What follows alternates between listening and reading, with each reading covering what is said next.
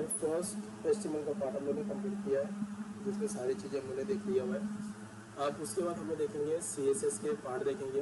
ये ध्यान रखना, सीएसएस हमारा एचटीएमएल का सेकेंड पार्ट है। जितने भी काम हमने एचटीएमएल के थ्रू किए हुए हैं, अपने contents, even images, even linking options, even buttons, जो चीज़ भी हमने काम किए हैं वो सब कंटेंट वाइज किया हुआ है। अब जितने भी कंटेंट हमने अपने ब्राउजर पे डाला हुआ है, उस चीज को कैसे डिजाइन करना है वो सीएसएस के थ्रू देखेंगे।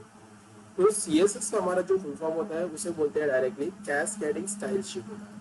कैस्केडिंग स्टाइल शीट होता है। ओके, फर्स्ट जो सी होता है वो सी का मतलब होता है कैस्केडिंग, सेकेंड का जो मतलब होता है स्टाइल होता है, और थर्ड जो एस का मतलब होता है डायरेक्टली शीट होता है। ये सीएसएस का फुल फॉर्म होता है कैस्केडिंग स्टाइल शीट। जैसे एचटीएमएल का फुल फॉर्म होता है हाइपरटेक्स्ट मार्कअप लैंग्वेज होता है, उसी तरह से सीएसएस का फुल फॉर्म होता है कैस्केडिंग स्टाइल शीट होता है।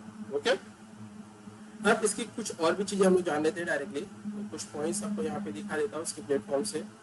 अगर आप यहाँ पे देखोगे तो डायरेक्टली इंट्रोडक्शन कुछ हम लोग पार्ट से यहाँ पे देखेंगे।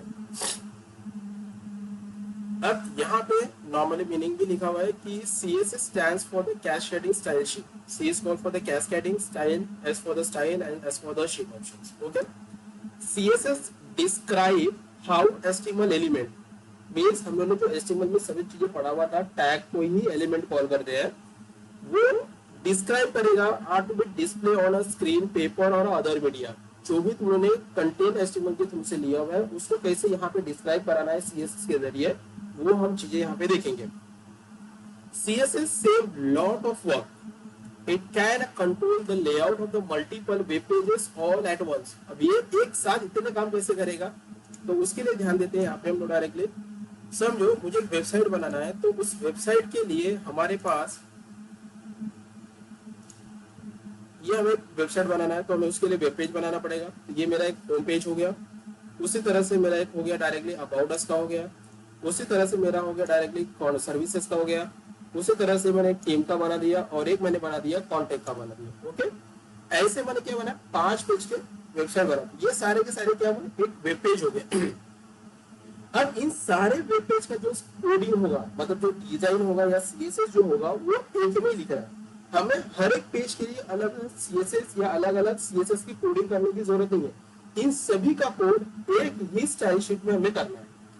इसीलिए यहाँ पे वो चीज आपको समझाया हुआ है। CSS save lot of work. चाहे आप 1 पेज बनाओ, 10 पेज बनाओ या 15 पेज बनाओगे वेबसाइट का, उस सारे वेब पेज का जो कोड होता है सीएसएस, वो एक में ही काम करता है। इसलिए CSS save lot of work. It can control the layout of the multiple web pages. जितने भी आप पेजेस बनाते हैं उन सभी का सीएसएस एक ही होता है। ऐसा नहीं है कि आप 10 पेज बनाते तो 10 सीएसएस की रिक्वायरमेंट होगी। हाँ, हमें प्रैक्टिस के लिए इट्स ओके, बट फिर ओरिजिनल जब हम वेबसाइट बनाते हैं उसके लिए हमें एक ही सीएसएस से रिक्वायरमेंट होती है। ओके, अब होता कैसे वो जान लेते। देखो अभी एक यहाँ पे एक लेआउट दिख रहा है आपको, यहाँ पे ग्रीन कलर लगा हुआ है और यहाँ पे भी कुछ ऑप्शन दिया हुआ है। तो पहला देखते हैं नो स्टाइल शीट में देखते हैं। अब नो स्टाइल शीट में देखोगे तो हमारा कंटेंट ऐसे दिखता है।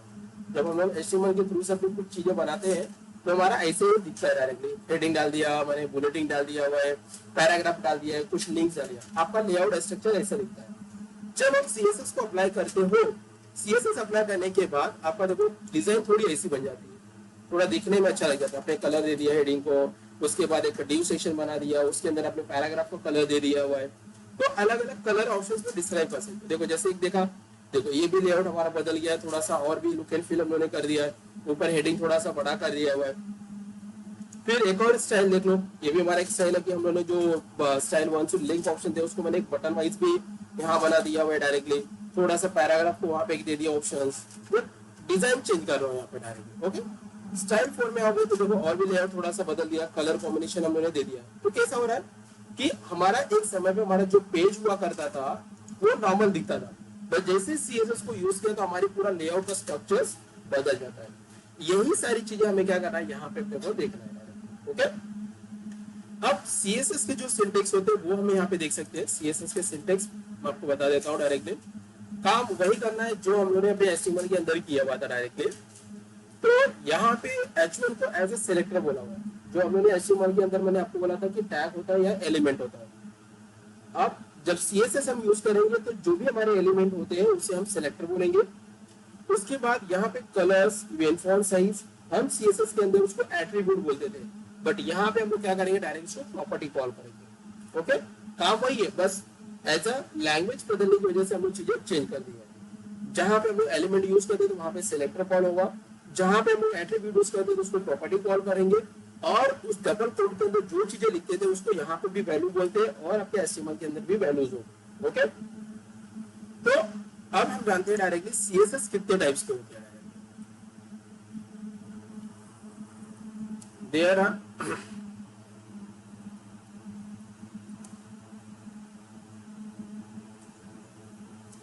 there are three types of CSS. Three types of CSS. तीन तरीके के CSS होते हैं, जिसमें से पहला आता है इनलाइन CSS आता है, दूसरा आता है हमारा इंटरनल CSS आता है, और तीसरा हमारा आता है एक्सटर्नल CSS आता है। External CSS okay. अब तीनों CSS तो हम लोग प्रैक्टिकल देखेंगे कैसे वर्क करना है डायरेक्टली। उसके लिए हमें आता है कोड के अंदर, जो हमारा कोड है यहाँ पे।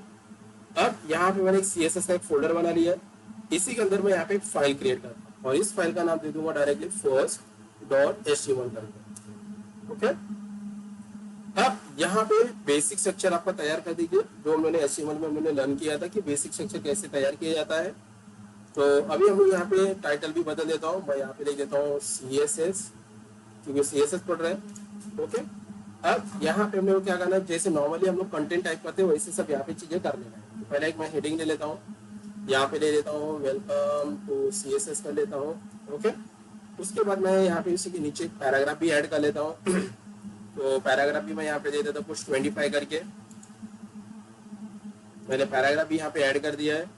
उसके नीचे मैं कुछ बुलेटिन्स भी ऐड कर लेता हूँ डायरेक्टली, जिसमें हम लोग डाल देते हैं डायरेक्टली UL, यहाँ पे LI डाल देता हूँ, यहाँ पे लिख देता हूँ स्टाइल शीट -1, इसको यहाँ पे 2, इसको यहाँ पे 3, यहाँ पे 4, और यहाँ पे हम लोग देते हैं 5 करके। ओके, और फिर इसके नीचे मैं क्या करता हूँ, वापस एक पेज ले लेता हूँ और यहाँ पे कुछ इन्फॉर्मेशन यहाँ पे भी डाल देता हूँ। ओके, तो ये अभी हमारा स्ट्रक्चर मैंने यहाँ पे कुछ तैयार कर लिया है, आप देख सकते हो। फाइल को सेव करते हैं। अब इसको यहाँ से करना है कॉपी द पाथ और सीधा जाना है आपके ब्राउजर के अंदर, और वो URL जो कॉपी किया था उस URL को यहाँ पे डाल देना है। ओके, अभी आपके सामने देखिए हम लोगों ने नॉर्मली जो चीजें यहाँ पे किया था वो सारी चीजें यहाँ पे आ गई है। अभी यहाँ पे कोई भी CSS मैंने अभी अप्लाई नहीं किया हुआ है। ओके, हेडिंग हो गया, पैराग्राफ हो गया, बुलेटिन्स मैंने अप्लाई कर लिया है, और नीचे भी पैराग्राफ मैंने यहाँ पे ऐड कर दिया है। अब मुझे CSS के थ्रू से डायरेक्टली काम करना है। पहला इसको कलर लगाना है, तो पहले हमें जानना है कि ये तीनों CSS कैसे लगता है और कहाँ पे लग सकता है, और तीनों में से CSS हमें हमारे लिए या डेवलपर के लिए कौन सा बेस्ट ऑप्शन होगा। ओके, अब इनलाइन CSS लगाने के लिए ध्यान रखना है, इनलाइन CSS उसी जगह पे लगेगा जो एलिमेंट होगा या मेरा सेलेक्टर होगा। जैसे मैंने बोला कि मुझे कलर जो देना है, मुझे कलर वेलकम टू CSS को देना है, तो पहला प्रॉपर्टी देखेंगे इनलाइन CSS देखेंगे। तो इनलाइन CSS के लिए हमें क्या करना पड़ेगा, तो ये रहा वेलकम टू CSS, इसका रहा ये रहा सेलेक्टर, यहाँ पे देना है स्पेस और यहाँ पे लगाना है स्टाइल। स्टाइल आपके CSS को रिप्रेजेंट करता है, ये ध्यान रखना। तो यहाँ पे लगा दिया मैंने स्टाइल।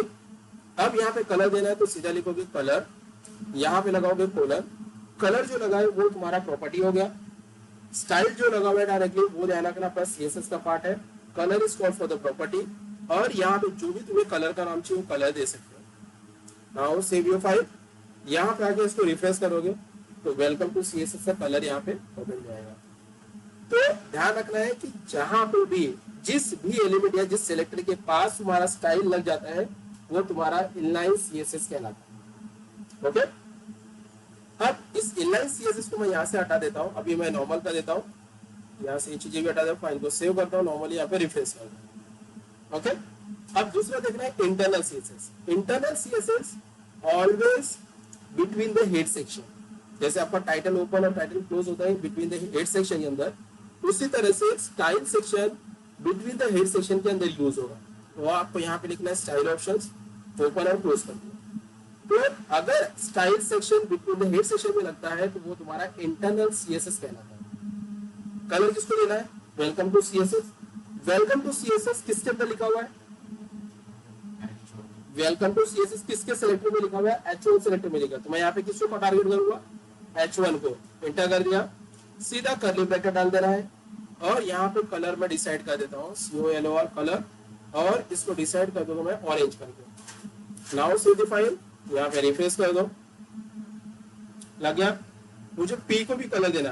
अब ये जो पैराग्राफ मैंने लिखा हुआ है, इस पैराग्राफ को भी कलर करना है। तो ये पैराग्राफ किसके अंदर लिखा हुआ है, P सेलेक्टर के अंदर। तो सीधा इसको नीचे P को टारगेट करोगे और इसके नीचे आपको जो भी कलर चाहिए वो लगा सकते। मैंने यहाँ पे लगा दिया red options. Now save your file, यहाँ पे रिफ्रेश करो। तो जहां जहां पे भी मेरे पैराग्राफ लगेंगे उस पैराग्राफ को डायरेक्टली कलर दे सकते हैं। समझ में आया? ये है तुम्हारा इंटरनल सीएसएस।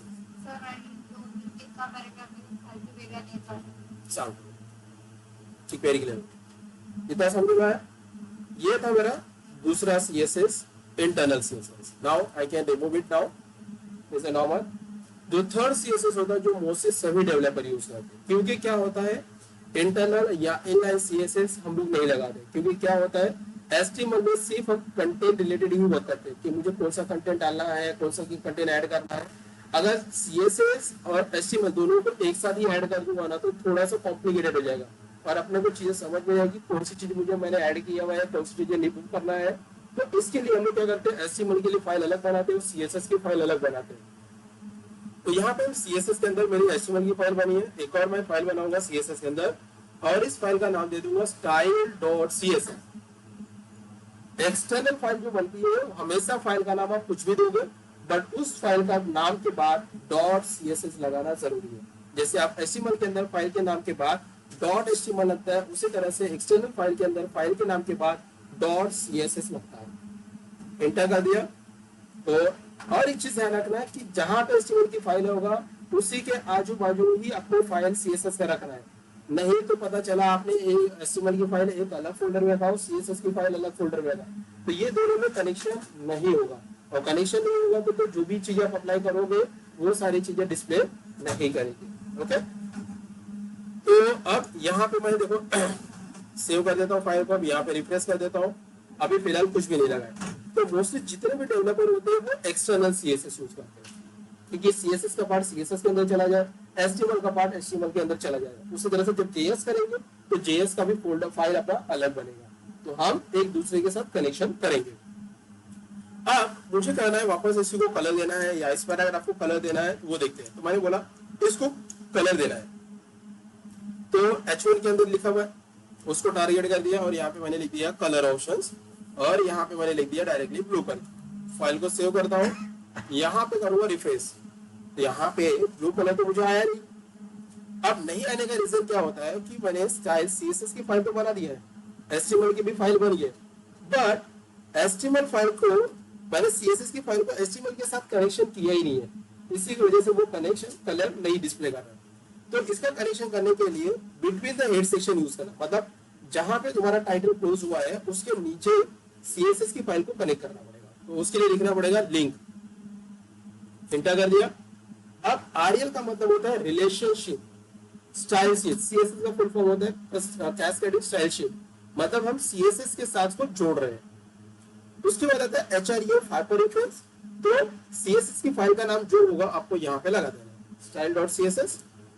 आप सेव कर दो, अब यहाँ पे रिफ्रेश कर दो, वो आपको कलर यहाँ पे लग जाएगा। अब उसी तरह से पैराग्राफ को कलर लगाना है, तो सीएसएस में आ गया, यहाँ पे P लिख दिया, एंटर कर दिया, इसको मैंने यहाँ पे कलर डिसाइड कर लिया और कलर का नाम मैंने यहाँ पे दे दिया ब्राउन कर दिया। नाउ सेव योर फाइल, यहाँ पे रिफ्रेश करो, देखो यहाँ पे दोनों को ब्राउन कलर लग जाएगा। तो ये सीएसएस के 3 टाइप होते हैं। अब एक और क्वेश्चन आता है यहाँ पे, ये मोस्टली इंटरव्यू में भी क्वेश्चन किए जाते हैं कि सर एक जगह पे मैंने यहाँ पे, अब ध्यान से सुनना, मैंने यहाँ पे H1 को कलर लगाया हुआ है, अब इसके पास भी मैं यहाँ पे स्टाइल लगता हूँ, सॉरी स्टाइल लिखता हूँ और यहाँ पे कलर मैं लगाता हूँ डायरेक्टली रेड करके। ओके, अब मुझे बताओ कि ये दोनों में से कौन सा कलर डिस्प्ले करेगा, ब्लू कलर या रेड कलर? रेड कलर आएगा। अब मुझे बताओ कि जो स्टाइल मैंने लगाया हुआ है वो दोनों में से H1 की नियर बाय कौन सा है? H1 है अपना सबसे नियर बाय वो इंटरनल अपना इनलाइन सीएसएस है, इसलिए उसको प्रायोरिटी दिया हुआ है और एक्सटर्नल सीएसएस की प्रायोरिटी नहीं दिया हुआ है। हाँ, इन केस अगर मैं चाहता हूं कि मुझे यही कलर आना चाहिए, ये कलर मेरे को आना चाहिए डायरेक्टली यहाँ पे, ये वाला ही कलर, चाहे मैं इनलाइन सीएसएस यहाँ पे भले लगाया हूँ, बट मेरा जो कलर होगा ये यही डिस्प्ले करना चाहिए। तो मैं क्या करूंगा, इन केस में इसके आगे सिर्फ यहाँ पे लगा दो इम्पोर्टेंट। इम्पोर्टेंट का मतलब क्या हो जाएगा, डायरेक्टली भाई इसको फर्स्ट प्रायोरिटी दे देगा, इनलाइन को सीएसएस हटा के इसको फर्स्ट प्रायोरिटी देगा। अगर उस कलर के आगे या किसी भी प्रॉपर्टीज के आगे अपने एक्सक्लेमेशन इम्पोर्टेंट लगा देता तो उसको ही फर्स्ट प्रायोरिटी देगा। नाउ सी द फाइल, अब यहाँ पे रिफ्रेश करोगे तो वो ब्लू कलर ही देगा। तो ये इंटर में कभी कभी ऐसे क्वेश्चन ट्रिकी पूछे जाते हैं, तो वहां पे पैनिक नहीं होना है, तो वो थोड़ा सोच समझ के आंसर यहाँ पे देना है। ओके, तो चलो ये चीजें हम लोगों ने यहाँ पे समझ लिया डायरेक्टली, ये टाइप्स हम लोगों ने देख लिया है सीएसएस के। अब आते हैं हम लोग डायरेक्टली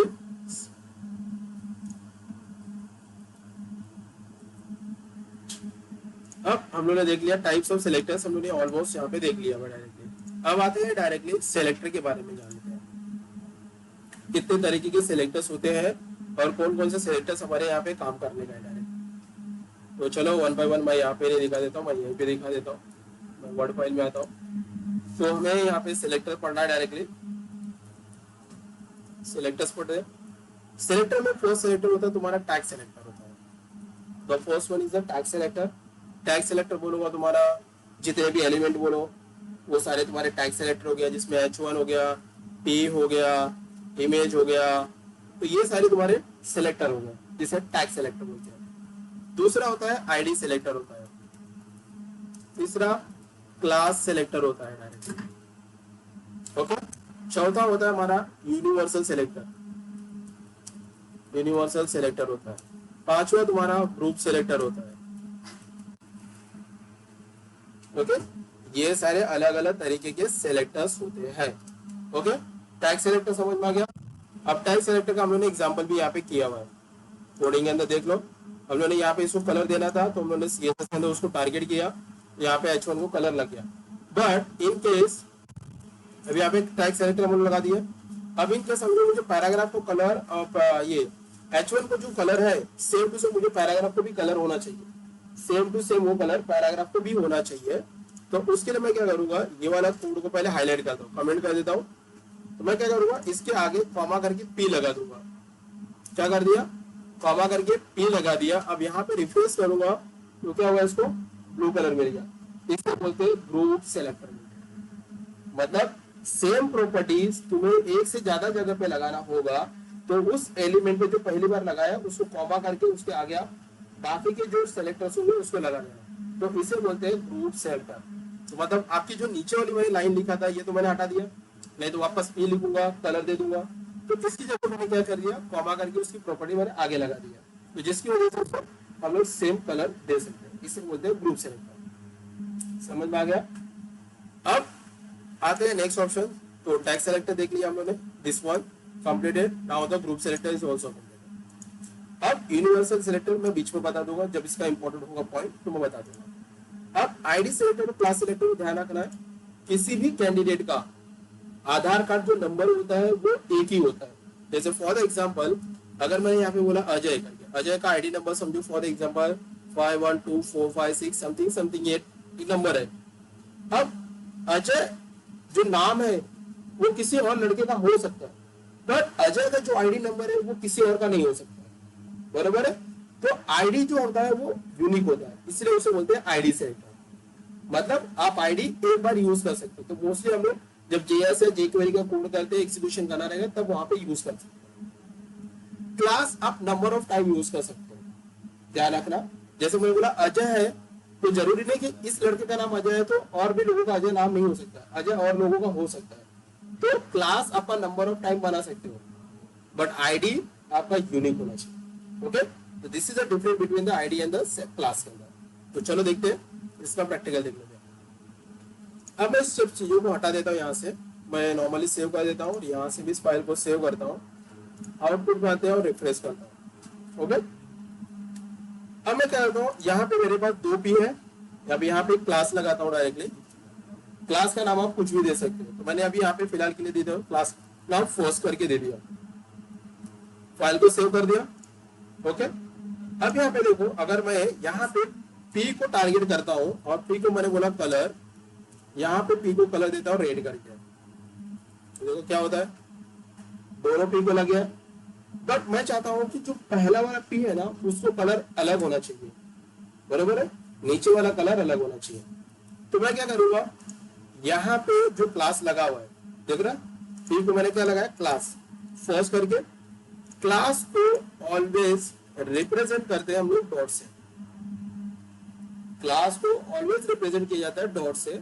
क्लास का नाम था मेरा फर्स्ट, वो लिख देना है, इंटर करके नीचे कर्ली ब्रैकेट, और कलर जो भी आपको डिसाइड करना है वो यहाँ पे डाल देता हूँ। नाउ सेव द फाइल, यहाँ पे रिफ्रेश करूंगा तो पहला वाला देखो ब्लू कलर हो जाएगा, दूसरा वाला बाय डिफॉल्ट रेड होगा। अब इन केस समझो मैं एक और पैराग्राफ इसके नीचे ऐड कर देता हूँ, इसके नीचे एक और पैराग्राफ ऐड करता हूँ, यहाँ पे एक और पैराग्राफ ऐड करता हूँ, नोरम यहाँ पे लेता हूँ 25 करके, फॉर्मेट द डॉक्यूमेंट।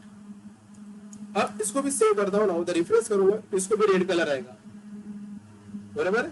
लेकिन मैं चाहता हूँ कि ये जो ब्लू कलर है लास्ट वाले को भी आना चाहिए, तो मैं क्या करूंगा, यहाँ पे जो क्लास फर्स्ट लगाया इसी को मैं कर लूंगा कॉपी, और इसको यहाँ पे स्पेस देके पेस्ट कर दूंगा। नाउ सेव द फाइल, तो इसको भी कलर ब्लू हो जाएगा, समझ में आया। तो क्लास आप मल्टी टाइम यूज कर सकते। ओके, अब ये कलर बदलना है तो उसके लिए मैं क्या करूंगा, यहाँ पे आईडी यूज करूंगा और आईडी का नाम दे देता हूँ सेकंड करके। अब यहाँ पे हम लोग क्या करेंगे, टारगेट करेंगे आईडी को, तो आईडी को टारगेट करने के लिए ऑलवेज यूज होता है हैश, आईडी का नाम दिया सेकंड, वो डाल देना यहाँ पे, और उसके बाद मैंने कलर यहाँ पे ले लेता हूँ टेल करके, save your file, now the refresh, तो देखो उसका भी कलर कॉम्बिनेशन बदल जाएगा, समझ में आया कैसे यूज हो रहा है यहाँ पे। तो ये थे हमारे डायरेक्टली सेलेक्टर ऑप्शन, जिसमें से हम लोगों ने यहाँ पे क्लास सेलेक्टर देख लिया, आईडी सेलेक्टर देख लिया हुआ है। यूनिवर्सल सेलेक्टर मैं आपको बीच में बता दूं कैसे इसको यूज करना है, बट यूनिवर्सल सेलेक्टर को ऑलवेज रिप्रेजेंट स्टार से किया जाता है। ओके, इधर समझ में आ गया। अब आते हैं थोड़ा सा आगे चलते हैं डायरेक्टली, अब हम लोग देखेंगे कुछ प्रॉपर्टीज देख लेते हैं डायरेक्टली। तो आज हम लोग कुछ प्रॉपर्टीज देखेंगे बैकग्राउंड रिलेटेड, यहाँ पे कुछ बैकग्राउंड की प्रॉपर्टीज देखेंगे। बैकग्राउंड प्रॉपर्टीज के पहले मैं कुछ चीजें आपको डिव और स्पैन के बारे में बता दूं, डिव और स्पैन। ओके, डिव एलिमेंट या डिव सेलेक्टर बोल सकते हो directly. Div always start from the new line, जो डिव होता है वो हमेशा न्यू लाइन से स्टार्ट होता है, बट स्पैन जो होता है वो सेम लाइन से स्टार्ट होता है। ओके, तो चलो देखते हैं। अब यहाँ पे हम लोग आते हैं कोड के अंदर, इसको भी मैं दिखा देता हूँ यहाँ पे। देखो अब ये सारी चीजें देख रहे हैं, मुझे बार बार यहाँ पे अलग अलग दिया हुआ है। अभी मैं सबको अगर एक साथ कलर जाऊंगा बैकग्राउंड कलर देने तो नहीं हो पाएगा, लेकिन यहाँ से लेके यहाँ तक जितनी प्रॉपर्टीज को मैं कट करता हूँ, इसका मैं क्या करता हूँ, एक क्लास बनाता हूँ माही करके। देखिए माही करके क्लास बना दो, डिव के अंदर आ गया, आया, एंटर कर दिया, उसको मैंने यहाँ पे पेस्ट कर दिया। अब मैं क्या करूंगा, इसका पूरा का पूरा मतलब ये जो चीजें मैंने लिखा हुआ रिफ्रेश करता हूँ, पूरा पीछे जो कलर है ना मुझे कलर देना है या बॉर्डर देना है, जो भी देना है मुझे। यहाँ पे आते हैं हम लोग डायरेक्टली, मैं इसे नीचे टारगेट करता हूँ डॉट MAHI माही, और यहाँ पे लिखता हूँ बैकग्राउंड कलर, यहाँ पे ऑरेंज करके दिखा देता हूँ, फिलहाल देखने दे। यहाँ पे अगर मुझे फिर बार बार अलग अलग सबको देना पड़ता है, तो डिव ने क्या किया, सबके अंदर डाल दिया, तो जो भी मुझे कलर करना रहेगा वो डिव को करूंगा। ओके, तो धीरे धीरे सारी चीजों को मैं समझा देता हूँ। इसको यहाँ पे हटाता हूँ और इसको भी मैं यहाँ पे बेसिक स्ट्रक्चर लगा देता हूँ। ओके, रिफ्रेश कर दिया। अब आते हैं बैकग्राउंड के बारे में कुछ प्रॉपर्टी जानते हैं। बैकग्राउंड की कुछ प्रॉपर्टीज हम लोग देखेंगे यहाँ पे। पहला तो हम लोग देखेंगे बैकग्राउंड कलर देख लेते हैं, बैकग्राउंड कलर देखेंगे। उसके बाद हम लोग देखेंगे बैकग्राउंड बैकग्राउंड इमेज देख लेंगे डायरेक्टली। उसके बाद यहाँ पे हम लोग देखेंगे BACK बैकग्राउंड रिपीट देखेंगे यहाँ पे। इसके बाद यहाँ पे देखेंगे बैकग्राउंड पोजीशन देखेंगे, बैकग्राउंड पोजीशन देखेंगे। उसके बाद हम लोग देखेंगे बैकग्राउंड अटैचमेंट देखेंगे हम लोग यहाँ पे। ओके, ये कुछ प्रॉपर्टीज है हमारे बैकग्राउंड रिलेटेड, तो कैसे काम करती वो सारी चीजें देख लेते हैं। तो फर्स्ट मैं यहाँ पे एक बॉक्स बना देता हूँ, यहाँ पे लिख दिया और डायरेक्टली फोर्स करके मैं बॉक्स बनाता हूँ। तो क्लास ले लिया, इस क्लास के अंदर मैंने हेडिंग ले लेता हूँ और यहाँ पे लिख दिया वेलकम टू CSS करके। उसी के नीचे मैं एक पैराग्राफ भी ऐड कर लेता हूँ, पैराग्राफ मैं दे देता हूँ यहाँ पे 40 करके। फॉर्मेट दी डॉक्यूमेंट यहाँ पे ले लेते हैं और फाइल को सेव करते हैं और यहाँ पे हमारे ब्राउजर में आते हैं, रिफ्रेश करते हैं, आ गया हमारा। ओके, और इसका CSS मैं यहाँ पे कनेक्ट कर देता हूँ लिंक और यहाँ पे दे देता हूँ style.css। ओके, क्लियर हो गया यहाँ पे। अब मुझे यहाँ पे बैकग्राउंड की प्रॉपर्टीज, तो पहला क्या होता है कि आप कलर लगा सकते हैं। तो मैं कलर लगा रहा हूँ डी को, यहाँ पे टारगेट FIRST फर्स्ट, क्योंकि क्लास मैंने लगाया हुआ है इसलिए यहाँ पे डॉट लग गया। क्लास का नाम मैंने यहाँ पे रखा फर्स्ट, वो लगा दिया और इंटर करना है। तो पहला देखेंगे बैकग्राउंड कलर देखेंगे। ओके, तो बैकग्राउंड कलर मैंने यहाँ पे डिसाइड किया ऑरेंज करके। Save your file, now the refresh, लग गया यहाँ पे बैकग्राउंड कलर लग गया। अब चाहता हूँ मुझे पीछे वाला जो है ना उसको भी कलर देना है। तो ये किसको टारगेट करना पड़ेगा अपने को, बॉडी को टारगेट करना पड़ेगा। यहाँ पे मैं आता हूँ, इसके नीचे एंटर करता हूँ, यहाँ पे लिखूंगा सीधा बॉडी। यहाँ पे बॉडी को डायरेक्टली टैग है मेरा, तो टैग के आगे कोई भी डॉट बिट नहीं लगेगा, ये ध्यान रखना। वो टैग है तो डायरेक्टली टैग है। तो यहाँ पे डिसाइड करता हूँ बैकग्राउंड कलर, यहाँ पे ले लिया मैं ऑरेंज कर, सॉरी यहाँ पे मैं ले लेता हूँ डायरेक्टली ग्रीन करके। Save the file, now the refresh. देख रहे, उसने पूरे बैकग्राउंड को कलर लिया। मैंने जो सेक्शन बनाया था उसका कलर ऑटोमेटिक उसने ऑरेंज रखा हुआ। अब मैं चाहता हूँ कि मुझे यहाँ पे बैकग्राउंड कलर नहीं चाहिए, मैं चाहता हूँ पीछे मुझे पूरा इमेज चाहिए। यहाँ पे जो ग्रीन कलर आ रहा है वहां पे मुझे इमेज चाहिए। तो इमेज के लिए मैं क्या करूंगा, इसको पहले कमेंट कर लूँ। पहला बात कमेंट कर दिया, एंटर करना है, वहां पे लिखना है बैकग्राउंड इमेज, लिख दिया। इसके आगे लगाना है URL, uniform resource locator, double quote या सिंगल कोड, दोनों में से जो भी आपको जमेगा वो आपको डाल देना है। तो मैंने यहाँ पे सिंगल कोड डाला। अब यहाँ पे अपने को फोटो लेना है, तो मैं यहाँ पे लगा देता हूँ डॉट। यहाँ पे मैं आता हूँ इमेज के अंदर, ये रहा मेरा फोटो, मैंने लगा देता हूँ यहाँ पे बैनर करके लगा दिया। फाइल को सेव करता हूँ, नाउ द रिफ्रेश।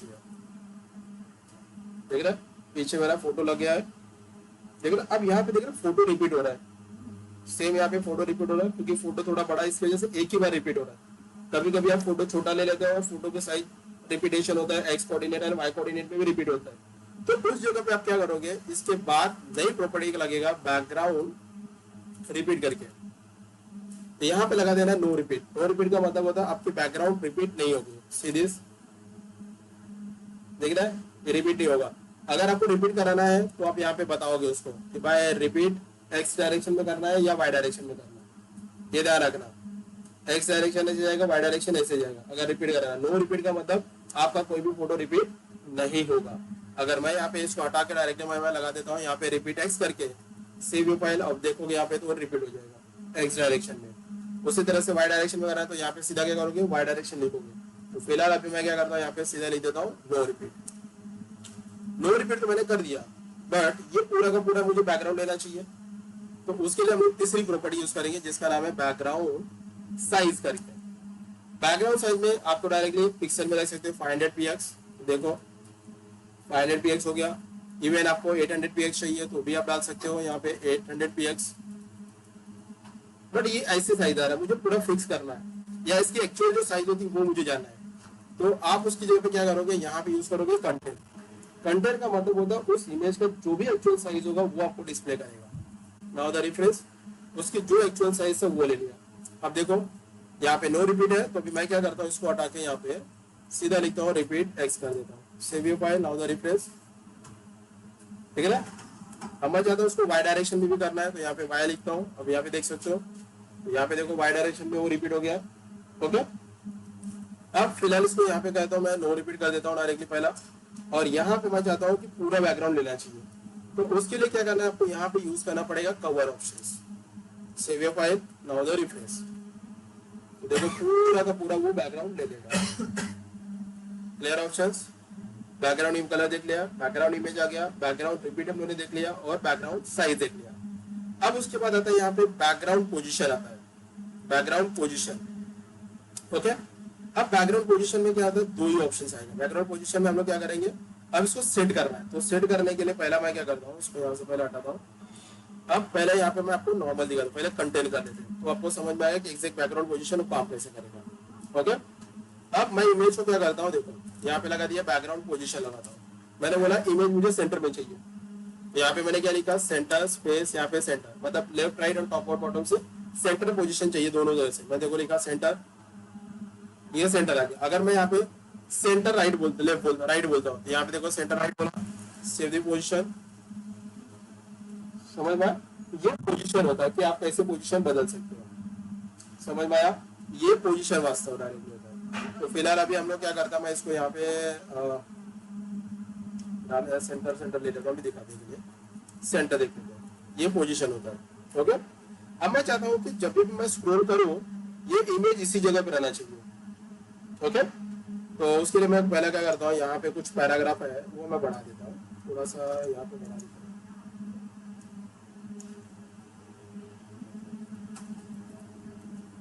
बढ़ गया, देख रहे पीछे का इमेज भी है। पर अभी फिलहाल के लिए क्या करता हूँ, इसके बैकग्राउंड को कलर को हाइड कर देता हूँ नॉर्मल के लिए। हो गया, दिख रहा है? ये दोनों स्क्रॉल हो रहा है एक साथ, लेकिन मैं चाहता हूँ कि डायरेक्टली दोनों में से एक ही स्क्रॉल हो। तो बाय डिफॉल्ट जो प्रॉपर्टीज होती है ना, वो होती है बैकग्राउंड अटैचमेंट। बैकग्राउंड अटैचमेंट किधर गया, बैकग्राउंड अटैचमेंट। तो बाय डिफॉल्ट ये जो होता है वो स्क्रॉल होता है, जो अभी आपको फिलहाल दिख रहा है। देखो ये भी स्क्रॉल हो रहा है बाय डिफॉल्ट, लेकिन मैं चाहता हूँ इमेज मेरा फिक्स हो, सिर्फ कंटेंट अप एंड डाउन होना चाहिए। तो उसके लिए क्या करोगे, फिक्स को हटा दो यहाँ से, या सॉरी स्क्रॉल को हटाओ, यहाँ पे फिक्स डाल दो। Now save your file, refresh here. अब देखो चाहिए तो अब यहाँ पे जो कंटेंट लिखा हुआ है, इस कंटेंट को यहाँ से हटा दो डायरेक्टली, यहाँ पे लिख दो सीधा cover options. Now save your file, refresh here. देख रहे हैं? चाहिए तो मैं यहाँ पे क्या करता हूँ, डायरेक्टली कलर अप्लाई करता हूँ, कलर लेता हूँ, यहाँ पे हैश एफ यूज करते हैं और save your file, see this content आपके बीसी बनेगा। समझ में आया इतना ऑप्शंस? क्लियर है?